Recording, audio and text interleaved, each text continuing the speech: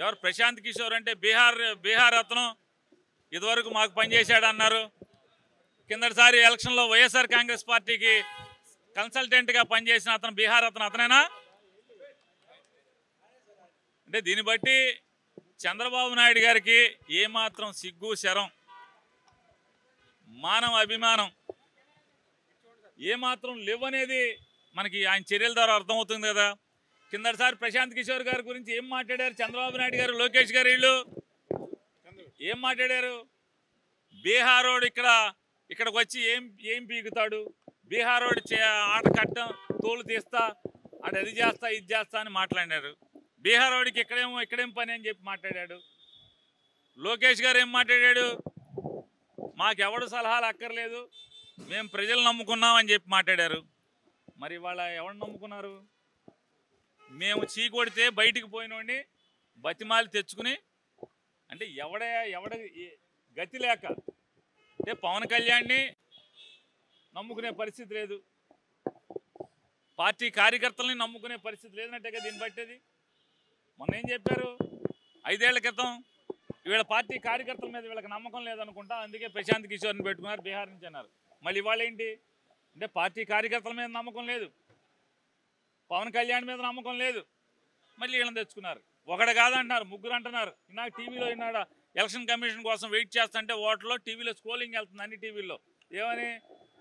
ఆయన ఎవరో రాబిన్ శర్మ అంట, ప్రశాంత్ కిషోర్ అంట, సునీల్ కొనుగోలు అంట, ఇంకో 25 మంది తెచ్చుకోమని. ఎవరిని తెచ్చుకుంటే జనం గుండెల్లో జగన్ ఉన్నంతకాలం, జనం గుండెల్లో జగన్ ఉన్నప్పుడు నువ్వు ఎంతమందిని తెచ్చుకుంటే, బీహార్ని మేము చీకొట్టిన బీహార్ని తెచ్చుకుంటే, లేదా ఉత్తరప్రదేశ్కి కాంగ్రెస్ పార్టీకి పనిచేసినటువంటి సునీల్ కొనుగోలుని తెచ్చుకుంటే అతను కొనుక్కున్నా, లేదా రాబిన్ శర్మని మేము వద్దంటే బయటికి వెళ్ళిన రాబిన్ శర్మని తెచ్చుకుంటే ఏముంటుంది? జనం గుండెల్లో జగన్ ఉన్నాడు. నువ్వు ఎన్ని పిల్లి మొక్కలు వేసినా మేము చీకొట్టి బయటికి తోసినాడిని ఎంతమంది తెచ్చుకున్నా నీ దగ్గర డబ్బు ఉంది, పాపపు సొమ్ము ఉంది కాబట్టి డబ్బులు ఇచ్చి 1కి 10 మంది కన్సల్టెంట్ని పెట్టుకోగలవు, లేదా పొత్తుదారులను తెచ్చుకోగలవు, భాగస్వామ్యాలను తెచ్చుకోగలవు. తప్పితే జనం ఓట్లు తెచ్చుకోవడం అనేది జరగని పని అని చెప్పనేది చంద్రబాబు గారికి హితవు పలుకుతున్నాం. ఈరోజు ఢిల్లీ నుంచి వచ్చినటువంటి సెంట్రల్ ఎలక్షన్ కమిషన్ ప్రతినిధులు అందరికీ కూడా ఆంధ్రప్రదేశ్ రాష్ట్రంలో తెలుగుదేశం పార్టీ జనసేన పార్టీతో కలిసి ఎన్నికల ప్రక్రియను ఏ రకంగా తూట్లు పొడుస్తున్నది, ఏ రకంగా టెక్నాలజీని ఉపయోగించి చట్ట వ్యతిరేకమైనటువంటి కార్యక్రమాలు పాల్పడుతుంది, అలాగే ఓటర్ల యొక్క వ్యక్తిగత సమాచారాన్ని చేయకూడని విధంగా చేయటం, అలాగే మేనిఫెస్టో రూపంలో కాకుండా వ్యక్తిగతంగా వారి ఇంటికి వెళ్ళి వారికి టెక్నాలజీని ఉపయోగించి ప్రలోభాలకు గురి చేయడానికి ప్రయత్నం చేస్తున్నది. కానీ అలాగే ఎక్కడన్నా వైసీపీ ఓటర్ల సానుభూతి పరులను గుర్తించి వారి ఓటు వారి చేతే అమాయకులైనటువంటి ప్రజల్ని వారి చేతే డిలీషన్కి అప్లై చేయించడం, వారి దగ్గర ఓటీపీ తీసుకుని ఓటు తొలగించే ప్రక్రియ చేయటం, అలాగే తెలంగాణలో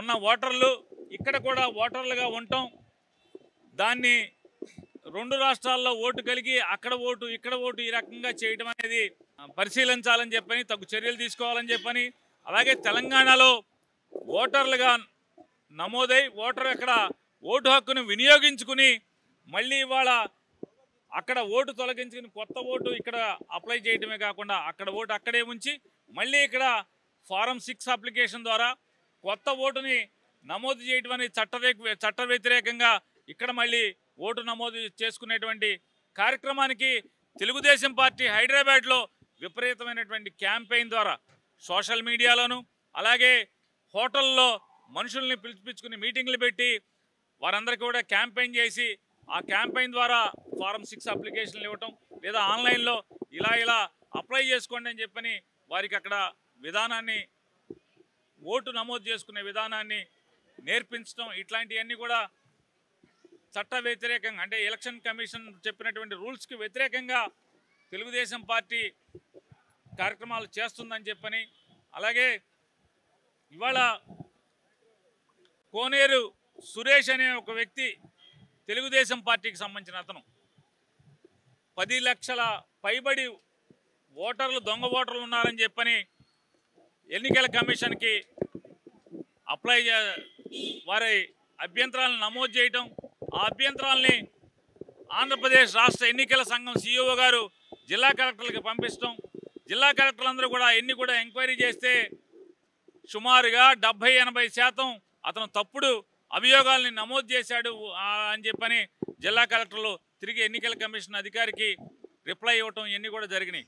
అంటే ఒక వ్యక్తి ఉద్దేశపూర్వకంగా తెలుగుదేశం సంబంధించినటువంటి కోనేరు సురేష్ అనే వ్యక్తి ఉద్దేశపూర్వకంగా దురుద్దేశాలతో తప్పుడు సమాచారాన్ని ఎన్నికల కమిషన్ ద్వారా ఇవ్వటం ద్వారా కేవలం చంద్రబాబు నాయుడు కానీ లేదా తెలుగుదేశం పార్టీ యొక్క దురుద్దేశం ఏంటంటే ఇట్లాంటి పుంకాలుగా లక్షల కొద్దీ తప్పుడు ఫిర్యాదులు నమోదు చేసి తద్వారా ఎన్నికలు ఇంకా 3-4 మాసాలు ఉండగా మొత్తం రాష్ట్ర ఎన్నికల యంత్రాంగం మొత్తాన్ని ఎంఆర్ఓలను కానీ విఆర్ఓల దగ్గర నుంచి డిప్యూటీ తహసీల్దారులు ఆర్డీఓలు అలాగే డిఆర్ఓలు జిల్లా జాయింట్ కలెక్టర్లు ఈ మొత్తం ఎన్నికల యంత్రాంగం మొత్తం అంతా కూడా ఇదే పని మీద ఉండాలి తప్పితే రాష్ట్ర ప్రభుత్వ కార్యక్రమాలు ఏవి కూడా ప్రజా ఉపయోగకరమైనటువంటి ఏ కార్యక్రమాలు కానీ ప్రజల పనులు కానీ ఏది చేయకుండా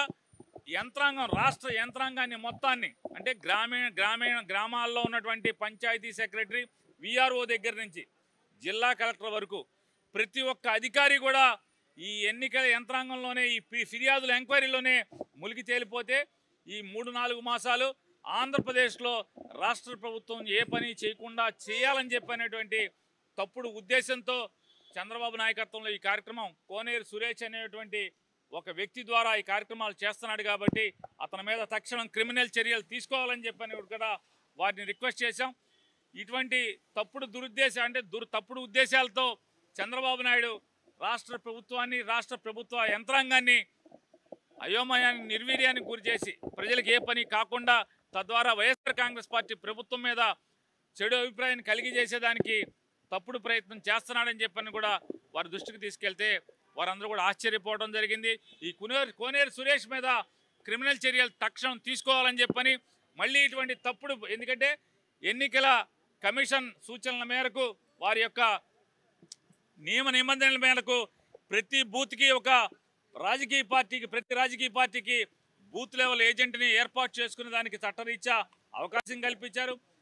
ఎన్నికల ఓటర్ లిస్టుని ఎంక్వైరీ చేసి ఎక్కడైనా తప్పుడు ఓట్లుంటే చనిపోయిన ఓట్లుంటే దానికి అభ్యంతరాలను తెలియజేసేటువంటి హక్కుని బిఎల్ఏకి ఇచ్చారు. కాబట్టి దాని మేరకు కాకుండా ఈ రకమైన కోనేరు సురేష్ లాంటి తప్పుడు ఆలోచనలతో ఉన్నటువంటి వ్యక్తులకి ఇటువంటి లక్షల కొద్దీ ఓటర్ల నమోదు ప్రక్రియలో ఇట్లాంటి తప్పుడు పేర్లని అంటే నిజంగా ఉన్నప్పటికీ కూడా జెన్యూన్ ఓటర్ లిస్టులను కూడా ఇవన్నీ కూడా తప్పు ఓట్లు అని చెప్పని ఇచ్చి తద్వారా యంత్రాంగాన్ని స్తంభింపజేయడానికి చేసినటువంటి ప్రక్రియను నిలుపుదల చేయమని చెప్పని ఆ సురేష్ మీద యాక్షన్ తీసుకోమని చెప్తూ అట్లాగే ఈ మై పార్టీ డాష్ బోర్డ్ అనే దాంట్లో చంద్రబాబు నాయుడు గారి యొక్క పార్టీ కార్యకర్తలందరి దగ్గర ఓటర్ లిస్టులన్నీ కూడా విత్ ఫోటో ఉంటున్నాయి అని చెప్పని ఓటర్ లిస్టులో ఫోటో ఎక్కడా కూడా రాజకీయ పార్టీకి ఇచ్చే దాంట్లో ఎక్కడా కూడా ఫోటోలు ఉండవు.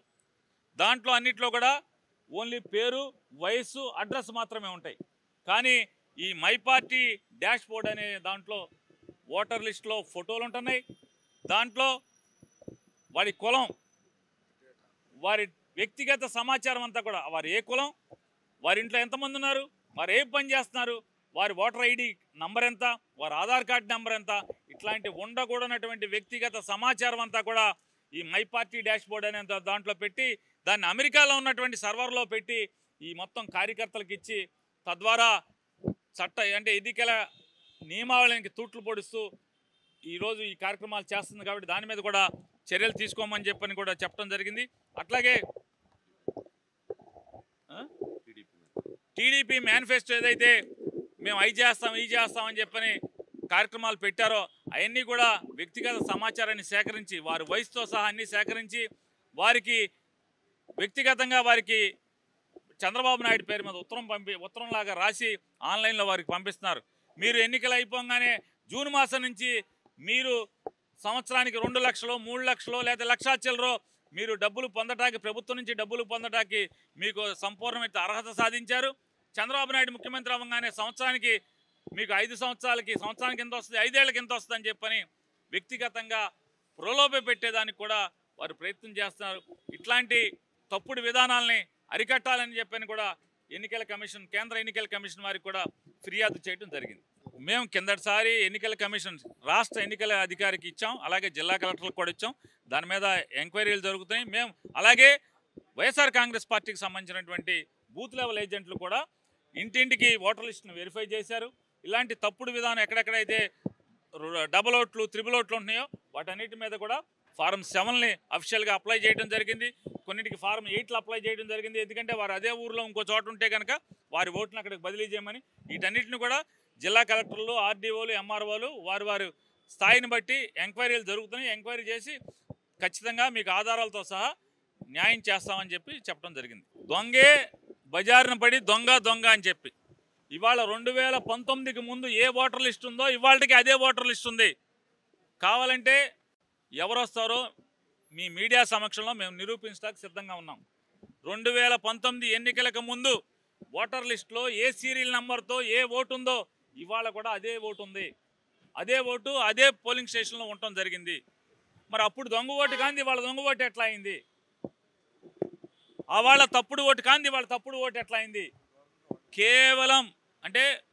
కేవలం ఎన్నికల యంత్రాంగం అంటే జిల్లా యంత్రాంగాన్ని మొత్తాన్ని గ్రామీణ స్థాయి నుంచి మండల స్థాయి, రెవెన్యూ డివిజన్ స్థాయి, జిల్లా స్థాయి వరకు కూడా రాష్ట్ర ప్రభుత్వం ఉన్నటువంటి ఏ కార్యక్రమాలు ప్రజలకు చేయకూడదు, ఎన్ని స్తంభింప చేయాలనేటువంటి తప్పుడు ఉద్దేశంతో మాత్రమే తెలుగుదేశం పార్టీ వారు ఇటువంటి అభియోగాలు చేస్తున్నారు.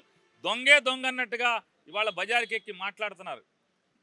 కావాలంటే మరొకసారి మీ అందరికీ చెప్తున్నాం, మీ అందరి సమక్షంలో మీ స్టూడియోకి రమ్మంటే వస్తాం, మీరందరూ ఒక వేదికను ఏర్పాటు చేస్తే వస్తాం. 2019కి ముందు ఎన్నికలకు ముందు ఉన్నటువంటి ఓటర్ల జాబితానే ఈ రోజు కూడా కొనసాగుతుంది. మరిన్ని వీడియోస్ కోసం ఛానల్ ని సబ్స్క్రైబ్ చేయండి, లేటెస్ట్ అప్డేట్స్ కోసం వాట్సాప్ ఛానల్ ని ఫాలో చేయండి అండ్ లింక్ డిస్క్రిప్షన్ లో ఉంది.